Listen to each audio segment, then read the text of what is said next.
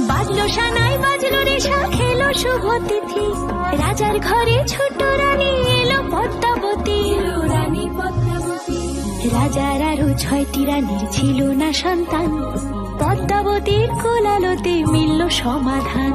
বছর যেতে জন্ম নিল 7 ছেলে 1 মেয়ে, হয় খুশির আকাশ হঠাৎ কালো মেঘে গেল ছেয়ে। হিংসেতে যায় জ্বলে পুড়ে বাকি 6টি রানী, যুক্তি করে ঘটায় ওরা 7 কুমারের হানি। সুযোগ মতো 7 ছেলেকে মাটিতে দেয় পুঁতে, বাঁচে একা পারুল ওরা পায় না তাকে ছুতে।